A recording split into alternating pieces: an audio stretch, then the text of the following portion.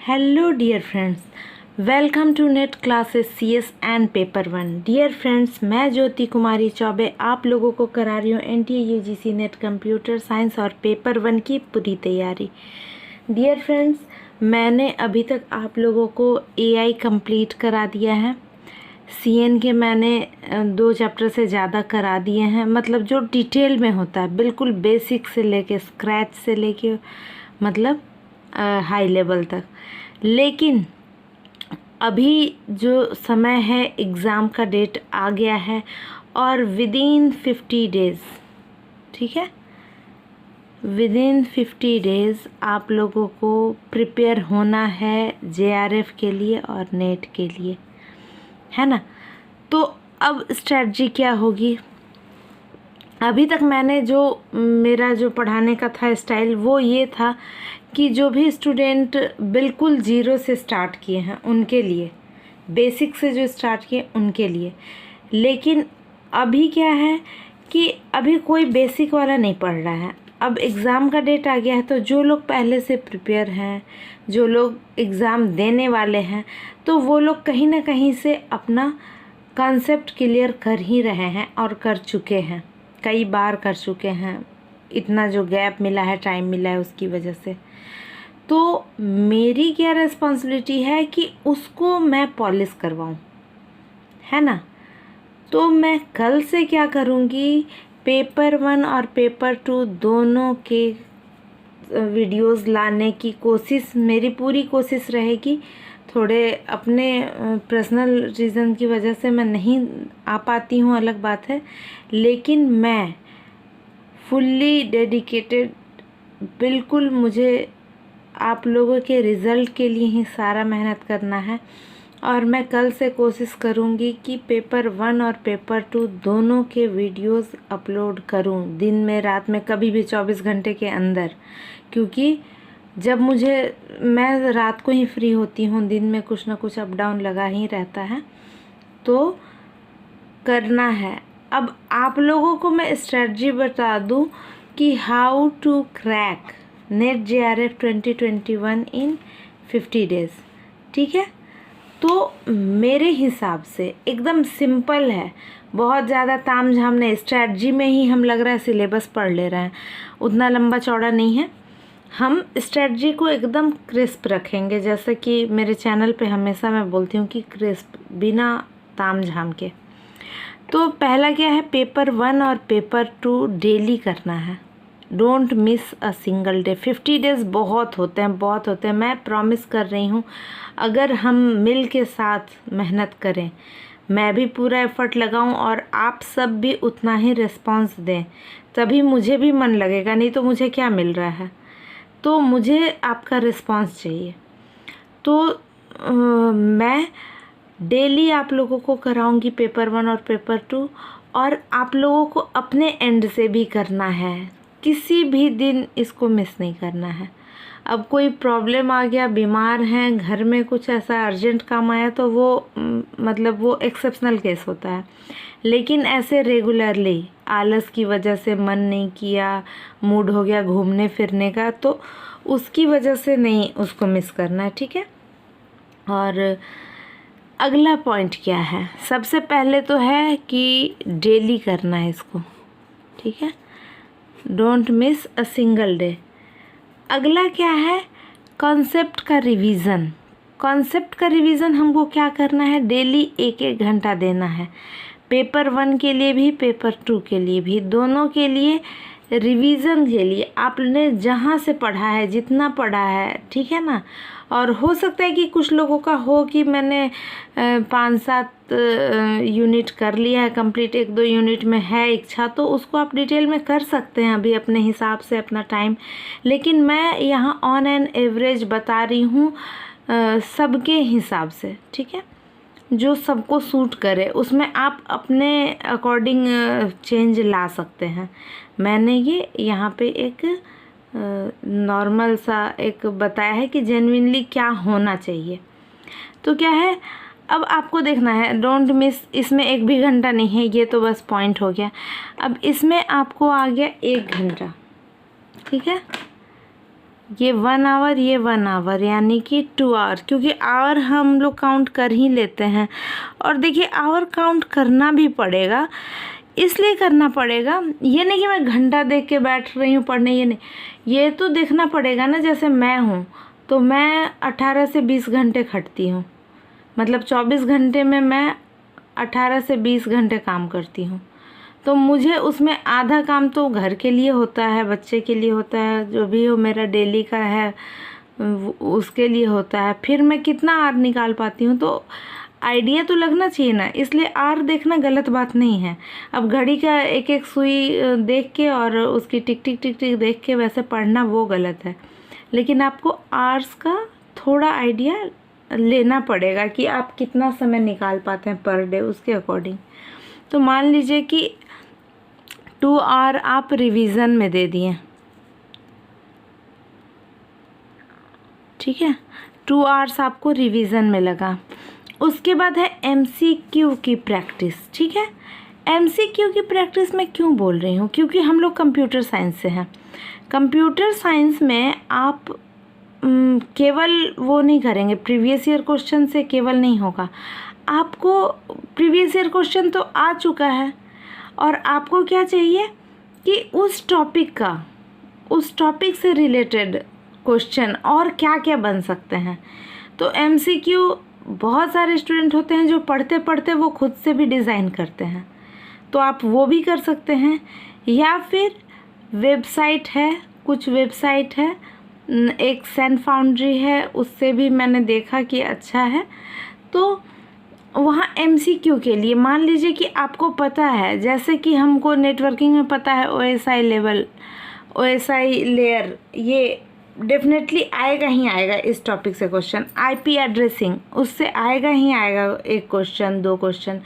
तो हमें मतलब ऐसे हर यूनिट में 10 टॉपिक हैं जिनका कि हमें पता है कि इस टॉपिक से क्वेश्चन आता ही आता है। मिलेनियम डेवलपमेंट गोल आएगा ही आएगा। अब उससे कैसा, तो हम क्या करेंगे, पेपर 1 की भी बात नहीं कर रही हूँ, एग्जाम्पल के लिए मैंने वो टॉपिक बोल दिया। मैं अभी पेपर 2 की बात कर रही हूँ, इसमें MCQ के लिए, ठीक है, पेपर 2 के लिए। तो हमें क्या करना है कि आप पढ़ने बैठे ना तो घड़ी देख के एक बार देख लीजिए, इतना टाइम हो रहा है, अलार्म लगा दीजिए 1 आवर का, बीच में घड़ी देखना ही नहीं होगा, और स्टार्ट कीजिए अपना MCQ। मोबाइल से देखिए, लैपटॉप से देखिए, या आपके पास कोई बुक हो उससे देखिए। तो आप टॉपिक डिसाइड कर लीजिए, ठीक है। आज मैं इस टॉपिक, मतलब एक यूनिट को आप 5 दिन टाइम दीजिए, और या 7 दिन भी दे सकते हैं, क्योंकि आगे मैं पूरा डिटेल बता रही हूँ।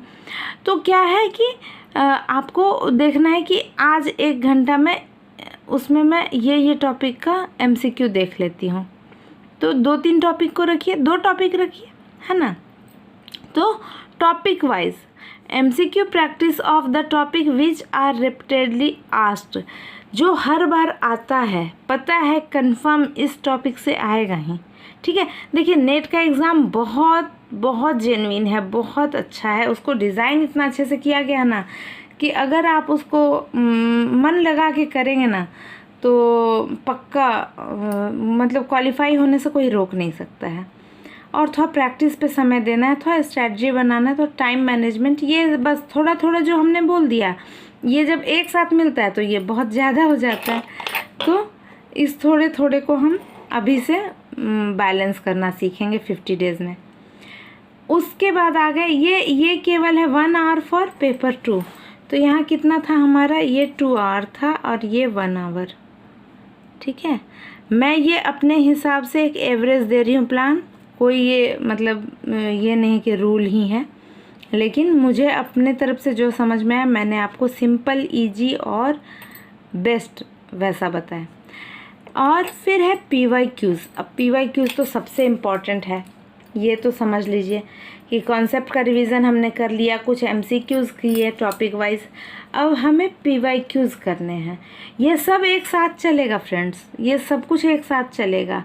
आप कुछ कुछ दिन का स्लॉट बांटिए एक एक यूनिट को, और उसके हिसाब से चलेगा।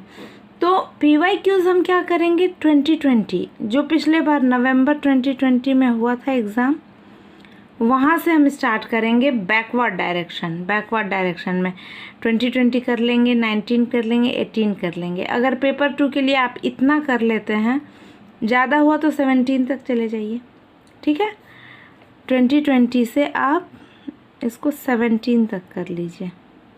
17 बहुत समय है किसी के पास तो आप 15 तक कर लीजिए, इससे ज़्यादा करने की ज़रूरत नहीं है, ठीक है। तो ये क्या है कि आपको बैकवर्ड डायरेक्शन में जाना है। आपको 5 दिन है, 2020 और 2019 का एक दिन में कीजिए, फिर 18 और 17 का एक दिन में कीजिए, और 16 और 15 का एक दिन में कीजिए। और या फिर आप ऐसे भी कर सकते हैं कि सिलेबस को बांट लीजिए टॉपिक वाइज, वैसे कर सकते हैं, ईयर वाइज कर सकते हैं। मतलब आपको जैसे कन्वीनियंट हो वैसे प्रीवियस ईयर क्वेश्चन को आप कर सकते हैं सॉल्व, जैसे आपको इजीली अवेलेबल हो, आपके पास नोटबुक में हो, बुक में हो, वेबसाइट पे हो, जहाँ से भी हो, ठीक है। तो इसको 2-2 घंटे देने हैं। तो हमें और कितने आवर्स देने पड़ गए? 4 आवर्स। 4, 5, 6, 7 आवर्स हो गए। अब क्या करें हम?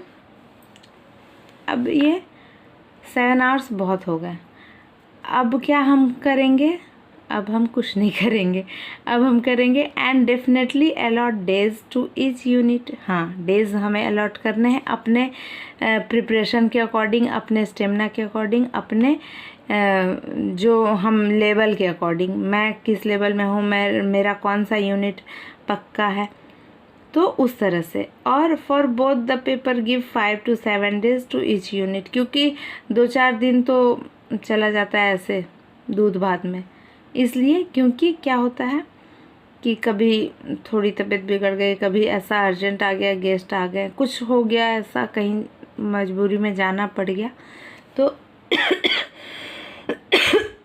सॉरी, तो ये करना पड़ जाता है। अब नोट में आप लोगों को मैं क्या बता रही हूँ, प्रिपेयर परफेक्ट। ये जो पीपी होता है ना, प्रिपेयर परफेक्ट क्या होता है? 70 to 80% ऑफ सिलेबस। सॉरी, आपको 100% सिलेबस पे नहीं जाना है। ये पूरा मैं A to Z करूँ नहीं। और कैसे 80% सेलेक्ट करना है, 70%? ये भी नहीं कि हम स्टार्टिंग से स्टार्ट किया और यहाँ आ गया 70%। मान लीजिए ये है, यहाँ से हम स्टार्ट किए, यहाँ 70% पे आगे हो गया, नहीं।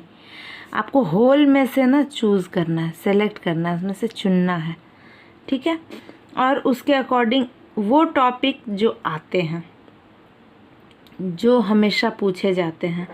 अब आप लोग सोचिएगा मैम ये तो आप बहुत अच्छा घुमा दी, एकदम चक्रव्यूह में फंसा दी कि जो आते हैं, जो पूछे जाते हैं, तो उसका क्या सॉल्यूशन है? उसका भी सॉल्यूशन है। उसका सॉल्यूशन मेरे पास है कि मैं आप लोगों की मदद करूँगी। आप लोगों को जो इम्पोर्टेंट है, जो आने वाले हैं, जो बार बार आते हैं, वो सारे चीज़, ये पूरा जो मैं रूटीन बता रही हूँ, ये मैं भी फॉलो करूँगी ऑन यूट्यूब आप लोगों के साथ, ठीक है। तो अब मैंने एक बहुत छोटा सा सिंपल सा बनाया है टाइम टेबल। मे बी हम लोग इसको 100% फॉलो करें, और मे बी हम इसको थोड़ा फ्लेक्सिबिलिटी के साथ चलेंगे, क्योंकि मेरे भी पर्सनल बहुत सारे काम होते हैं, फेस्टिवल है और बहुत सारी चीज़ें हैं, तो बहुत सारे व्रत उपवास होते हैं, तो उसमें थोड़ा हो जाता है ना। लेकिन नहीं पता चलता है, व्रत नहीं पता चलता है, जब काम रहता है तो व्रत नहीं पता चलता है। तो चलिए अब हम आ जाते हैं इस पे, हमारा पेपर मतलब नेट क्लासेस पे हम कैसे इसको करने वाले हैं। वो ये मैंने आप लोगों को जो ये मैंने बताया, ये आप लोगों को अपने हिसाब से करने के लिए बताया कि आप कैसे कर सकते हैं। और ये जो मैं बता रही हूँ, ये मैं बता रही हूँ कि मेरा ये प्लान है, मैं ऐसे करवाऊँ। आगे जितना फॉलो हो पाएगा मैं अपना 100% देने की कोशिश करूँगी। थोड़ा बहुत फ्लेक्सिबल रखना पड़ेगा हमें। लेकिन देखिए, कल है 13 तारीख। कल क्या मतलब, अभी रिकॉर्ड हो रहा है तो आज ही है, लेकिन कल का पूरा अभी 13 तारीख का स्टार्टिंग है, तो 24 घंटे है ना, तो अभी 20-22 घंटे हैं 13 तारीख में। तो 13 तारीख है, 13, 14, 15, 16, 17 5 डेज़ मैंने दिया है रिसर्च और एआई को, ठीक है।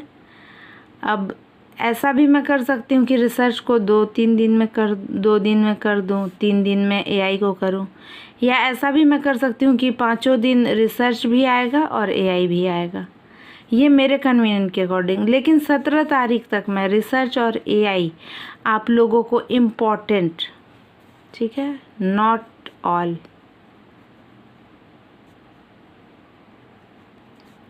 जो इम्पॉर्टेंट है और जो आता है बार बार पूछा जाता है वो मैं आप लोगों को करा दूंगी 13 से लेके 17, 13 से लेके 17 अगस्त तक, ठीक है।